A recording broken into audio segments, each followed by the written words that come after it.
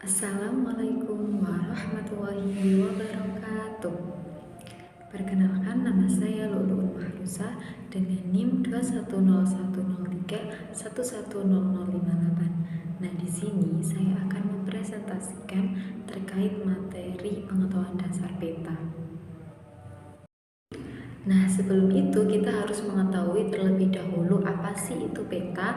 Nah, peta menurut KBBI yaitu gambar atau lukisan pada kertas yang mana di dalamnya itu menunjukkan letak tanah, sungai, laut, dan sebagainya.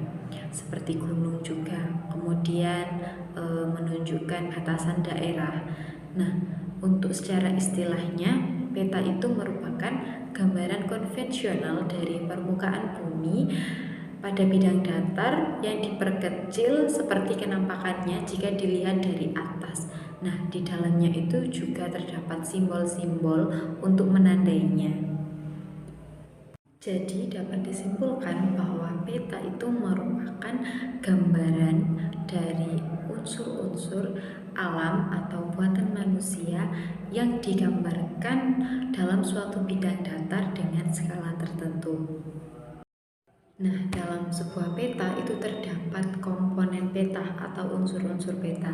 Nah, yang pertama yaitu ada judul peta, yang kedua ada garis tepi, yang ketiga ada orientasi, yang keempat ada skala peta, yang kelima ada legenda, yang keenam ada koordinat, yang ketujuh ada simbol peta, yang kedelapan ada lettering, yang kesembilan ada warna peta, dan yang kesepuluh adalah sumber data dan tahun pembuatan.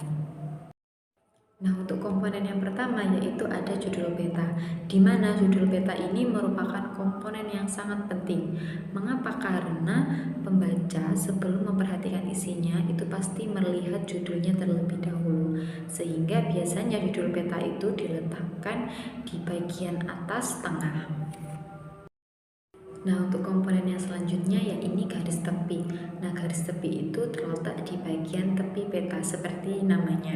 Kemudian ada orientasi. Nah, orientasi ini adalah diagram petunjuk arah yang menunjukkan posisi dan arah suatu titik maupun wilayah.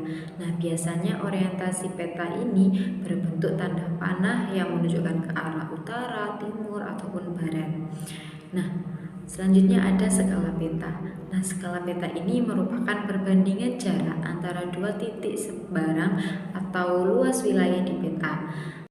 Nah, skala itu terdiri dari 3 macam. Yang pertama ada skala numerik atau skala angka, yang mana skala ini itu dinyatakan dalam bentuk angka, seperti angka perbandingan atau pecahan. Nah, kemudian yang kedua ada skala garis atau skala grafis. Nah, biasanya skala ini itu dinyatakan dalam bentuk sebuah ruas bilangan atau batang pengukur. Kemudian yang ketiga ada skala kalimat atau skala verbal. Nah, skala ini adalah dinyatakan dalam bentuk kalimat saja. Misalkan nggak ada gambar, jadi skala ini dituliskan dalam bentuk kalimat di dalam sebuah peta. Seperti itu. Yang selanjutnya adalah legenda atau keterangan pada peta. Nah, legenda ini berisi simbol-simbol yang ada di dalam peta. Jadi, legenda ini merupakan bagian yang penting juga. Karena apa? Karena dengan legenda kita bisa mengerti yang ada di dalam sebuah peta tersebut, karena dalam sebuah peta tersebut kan hanya mencantumkan simbol-simbol saja, jadi kita untuk mengetahuinya itu bisa melihat pada legenda peta. Nah, untuk letaknya sendiri itu biasanya ditempatkan pada sisi kiri atau kanan bagian bawah suatu peta. Yang terpenting itu adalah letaknya itu tidak mengganggu kenampakan yang lainnya. Kemudian ada koordinat atau garis bujur dan lintang. Nah, garis bujur dan lintang ini disebut juga dengan garis astronomi, yang mana biasanya ditunjukkan dengan suatu satuan derajat. Kemudian ada simbol peta. Nah, simbol peta ini merupakan kenampakan peta yang tidak sama dengan foto. Maksudnya jadi misalkan sebuah gunung. Nah, itu dalam peta itu tidak digambarkan seperti gunung, cuma disimbolkan, misalkan bentuknya segitiga. Nah, itu melambangkan gunung. Nah, syarat-syarat simbol itu adalah kecil agar tidak terlalu memakan banyak ruang. Kemudian sederhana, tidak berlebih-lebihan. Kemudian bentuknya itu jelas. Kemudian ada lettering. Nah, lettering ini adalah huruf-huruf yang digunakan untuk menerangkan informasi yang terdapat pada peta. Nah, biasanya bentuk huruf ini itu meliputi huruf kapital, huruf kecil, dan kombinasi huruf-huruf lainnya seperti ada tegak, ada miring, dan sebagainya. Nah, contoh penulisan pada peta itu adalah yang pertama menggunakan huruf yang proporsional. Yang kedua, judul peta itu ditulis dengan huruf cetak besar yang tegak. Jadi tidak boleh ada kombinasi huruf. Nah, untuk komponen yang selanjutnya ada lettering. Nah, lettering ini adalah huruf-huruf yang digunakan untuk menerangkan informasi yang ada pada peta. Jadi misalkan untuk menentukan daerah ini, daerah Bandung, daerah Jakarta, itu tulisan itu merupakan lettering. Nah, kemudian ada warna peta. Nah, dalam sebuah peta itu terdapat banyak sekali warna-warna, karena warna-warna tersebut itu bukan sebarang hanya warna saja, karena itu memiliki arti atau memiliki simbol tertentu. Misalnya ada warna coklat, yaitu menggambarkan kenampakan relief muka bumi atau daratan. Kemudian ada warna dasar biru yang menggambarkan kenampakan wilayah lautan, yaitu perairan seperti laut dan lainnya. Kemudian ada warna hijau yang menggambarkan kenampakan wilayah perkebunan atau hutan. Kemudian ada warna merah dan hitam untuk menggambarkan kenampakan hasil budidaya manusia. Misalnya ada jalan, permukiman, batas wilayah, dan pelabuhan. Kemudian ada warna putih yang menggambarkan kenampakan es di permukaan bumi. Nah, untuk komponen yang terakhir yakni ada sumber data dan tahun pembuatan. Jadi dalam peta itu harus memuat sumber peta yang menunjukkan sumber data yang digunakan dalam pembuatan peta, serta harus memberikan tahun pembuatan. Karena apa? Karena agar memberi kepastian bahwa data dan informasi yang ada pada peta itu akurat. Yakni jenis-jenis peta. Nah, jenis-jenis peta ini dibedakan berdasarkan ada isi peta, kemudian ada berdasarkan skala peta, kemudian ada yang berdasarkan bentuk peta, dan yang terakhir ada yang berdasarkan cara pembuatannya. Nah, untuk yang pertama yaitu berdasarkan isi peta. Nah, untuk berdasarkan isi peta ini ada dua macam, yakni ada peta umum dan peta tematik. Nah, peta umum itu merupakan peta yang berisi tentang penggambaran seluruh permukaan yang ada di bumi yang bersifat alamiah seperti gunung, sungai, pantai, lembah, dan lain sebagainya. Jadi, untuk peta umum ini adalah yang isinya itu yang alami, bukan buatan manusia.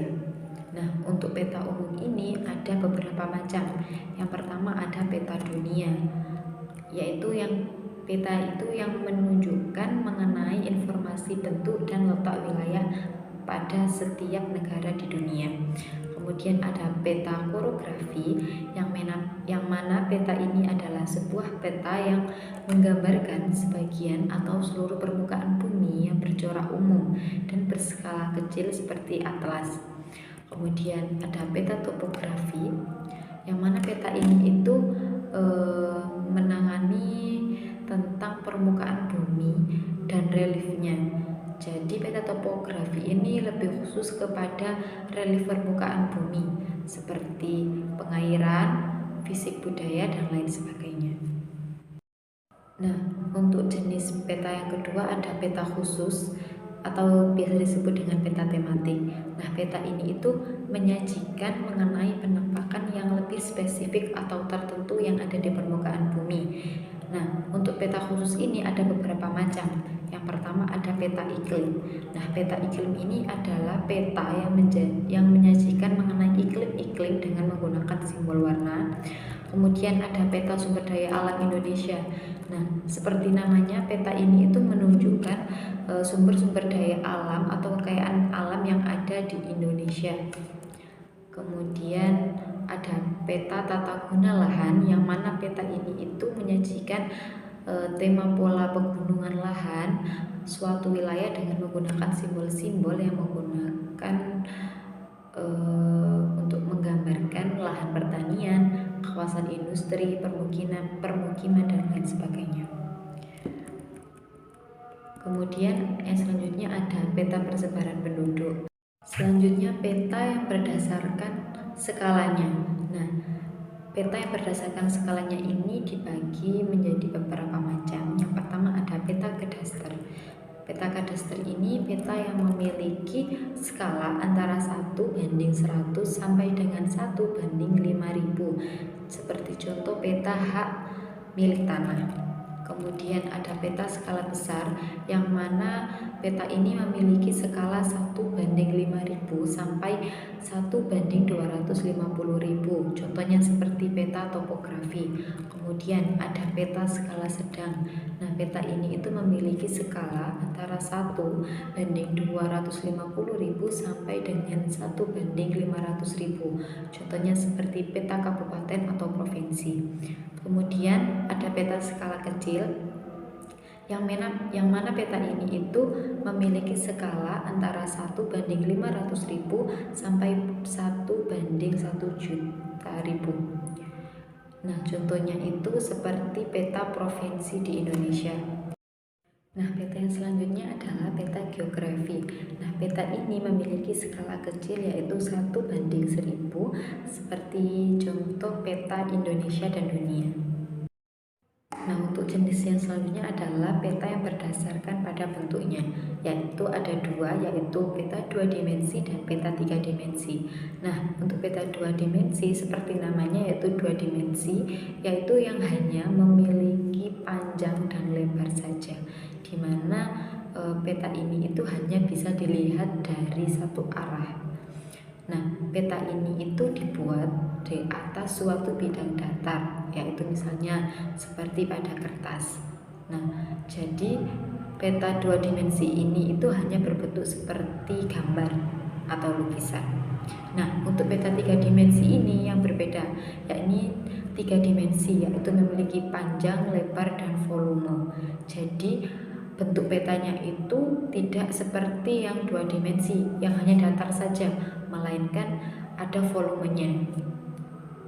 Nah, kemudian untuk jenis yang terakhir ya ini berdasarkan cara pembuatannya, yaitu ada dua, yaitu peta terestrial dan peta hasil penginderaan jauh. Nah, untuk peta terestrial sendiri ini dibuat atau digambar berdasarkan hasil pengamatan dan pengukuran langsung di lapangan. Sedangkan peta hasil penginderaan jauh itu merupakan peta yang diambil berdasarkan hasil rekayasa dari foto udara atau foto satelit. Jadi untuk peta hasil penginderaan jauh ini pengambilannya itu biasanya dari lewat satelit. Selanjutnya yakni fungsi peta. Untuk fungsi peta yang pertama yakni untuk menunjukkan lokasi suatu yang ada di permukaan bumi. Kemudian yang kedua untuk menggambarkan jangkauan, pola dan bentuk berbagai fenomena alam dan manusia.